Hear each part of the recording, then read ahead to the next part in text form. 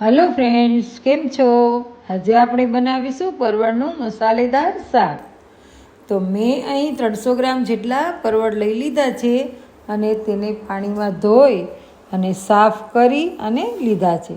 આ પરવળ છે ને તે એકદમ પાતળી છાલવાળા હોવા જોઈએ. અને પરવળ ખાવાથી કમરનું દર્દ લાંબો સમય સુધી રહેતું નથી, એટલે પરવળ છે તે ખૂબ જ ઉપયોગી છે.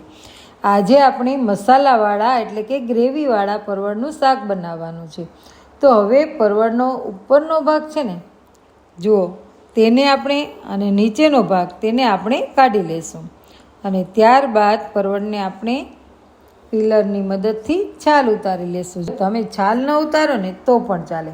તો મેં અહીં પરવળની છાલ ઉતારી લીધી છે. હવે આપણે પરવળના 2 ભાગ કરી લઈશું. અને જો પરવળ વધારે પડતા પીળા હોય ને કે પાકી ગયેલા હોય ને તો તેના બીજ કાઢી લેવા, કેમ કે એના બી ખૂબ જ કઠણ હોય છે. અને જો પરવળ કૂણા હોય તો આ પરવળમાંથી બીજ કાઢવાની જરૂર નથી. અને પછી પરવળની લાંબી ચીરી કરી લેવાની. તો જુઓ, આપણા પરવળ કોઈમાં બીવાળા છે તો કોઈમાં કૂણા પરવળ છે. તો આપણે આ બધા જ પરવળ છે ને એને લાંબી ચીરી વડે સમારી લીધા છે. અને હવે આપણે પરવળનું શાક બનાવવા માટે તેનો મસાલો કરી લઈએ. તો એ મસાલો તૈયાર કરવા માટે અહીં 7થી 8 નંગ મેં લસણની કળી લીધી છે. અને 1 લીલું મરચું સમારીને લઈ લીધું છે. અને 2થી 2.5 ચમચી સેવ, કેમ કે મારી પાસે ગાંઠિયા નહોતા. જો તમારી પાસે હોય તો તમે ગાંઠિયા લઈ શકો છો. તો મેં સેવ લીધી છે. 1 ચમચીથી વધારે થોડા તલ લીધા છે. અને પા વાટકી મેં સિંગદાણા લીધા છે. અને તે સિંગદાણા મેં કાચા જ લીધા છે, કેમ કે સિંગદાણાને શેકેલા નથી. તો આ બધી જ વસ્તુ છે ને એ મેં નાનું મિક્સર જાર છે ને એમાં લઈ લીધું છે. એક પછી એક બધું લઈ લીધું અને એમાં ઉમેરી દીધું, એડ કરી અને પછી આપણે મસાલાને અધકચરું પીસી લઈએ મિક્સરમાં. અને ત્યારબાદ 1 ટમેટું સુધારી અને એના પણ કટકા કરી લીધા છે. અને એને પણ આપણે મિક્સર જારમાં પીસી અને પ્યુરી બનાવી લઈશું. હવે આપણે એકદમ ટેસ્ટી સબ્જી બનાવીએ. તો તેના માટે મેં એક કડાઈમાં 4 પાવરા તેલ ગેસ ઉપર ગરમ થવા મૂકી દીધું છે.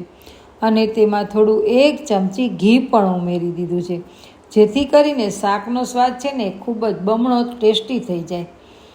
તો હવે તેલ ગરમ થઈ ગયું છે તો તેમાં અડધી ચમચી રાઈ, અડધી ચમચી જીરું અને અડધી ચમચી હિંગ એડ કરી દઈએ.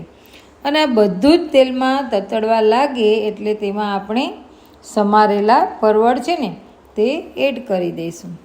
અને તેને થોડીવાર આપણે તેલમાં સંતળાવા દઈશું. પરવળમાં છે ને પાણી હોય છે, એટલે તેમાંથી પાણી છૂટે અને પરવળ છે એ જલ્દી ચડી જાય, એટલે કે બફાઈ જાય છે. તો તમે થોડીવાર પરવળને ઢાંકી દો. તો મેં પરવળને થોડીવાર ઢાંકી દીધું અને પછી એને અંદર ચડવા દીધું છે. ઓલરેડી મારાથી અંદર ખાંડ અને નમક ઉમેરાઈ ગયા છે. તો તમે મારે વિડીયો ચાલુ નહોતો એટલે રહી ગયું છે. ત્યારબાદ ઢાંકણ ખોલી એમાં ચપટી ખાંડ ઉમેરી છે, કેમ કે શાક છે ને તે ગળચટ્ટું હોય ને તો સ્વાદિષ્ટ લાગે, અને ના ખાવું હોય ને તો પણ વધારે ખવાઈ જાય.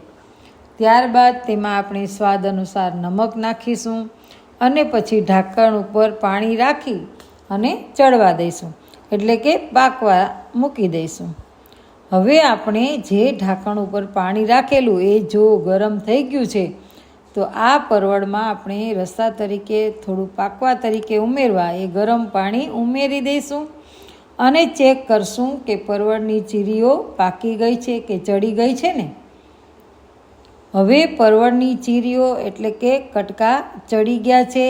તો આપણે જે મસાલો મિક્સર જારમાં બનાવેલો અધકચરો તે આ પરવળના શાકમાં ઉમેરી દઈશું.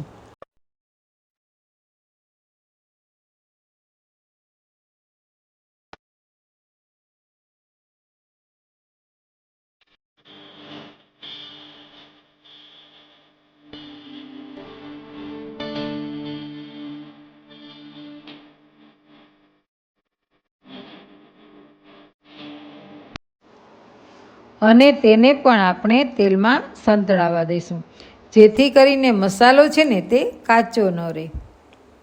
આ શાક એટલું બધું સ્વાદિષ્ટ થાય છે ને કે તમને આ શાક જોઈને ભૂખ ઉઘડે, અને એ પણ જેમ તમે એક બટકું ખાવ ને તેમ તેમ તમારી ભૂખ ઉઘડતી જાય. તો આપ એકવાર ચોક્કસથી આ ટ્રાય કરજો અને આ શાક બનાવજો, અને પછી મને કહેજો કે તમને આ શાક કેવું લાગ્યું. હવે મસાલો ચડી ગયો છે તો તેમાં આપણે ટમેટાની પ્યુરી બનાવેલી એ પણ એડ કરી દઈએ, અને એને પણ તેલમાં સંતળાવા દઈશું કે જ્યાં સુધી તેમાંથી તેલ છૂટું પડે નહીં ત્યાં સુધી.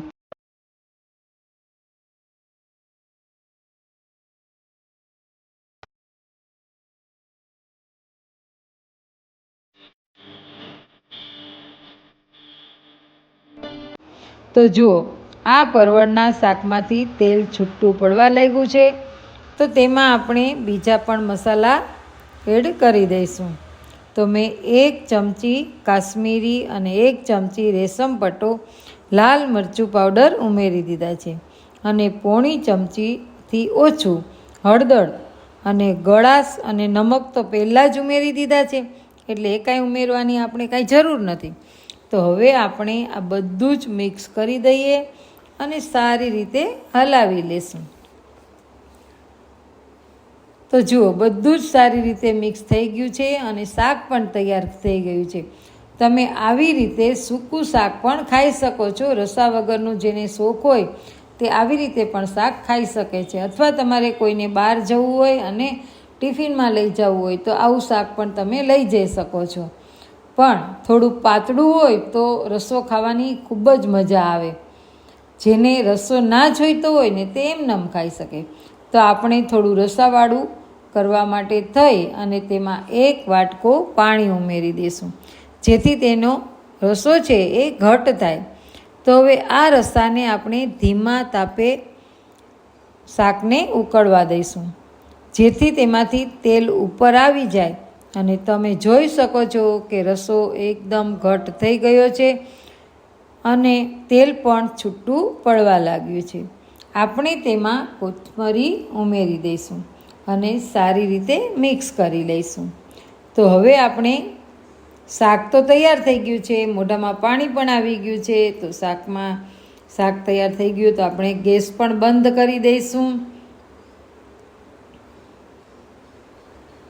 અને ટેસ્ટી અને યમ્મી શાકને આપણે સર્વ કરી લઈશું. આ શાક તમે નજીકથી જોઈશો ને તો એકદમ ખાવાનું મન થઈ જશે. તો મારો વિડીયો પસંદ પડ્યો હોય ને તો વિડીયોને લાઈક કરજો, ફ્રેન્ડ્સ ફેમિલીમાં શેર કરજો અને સબસ્ક્રાઈબ કરવાનું તો ભૂલતા જ નહીં હો. ફરી મળીશું નવી રેસીપી સાથે. ત્યાં સુધી બધા આવજો.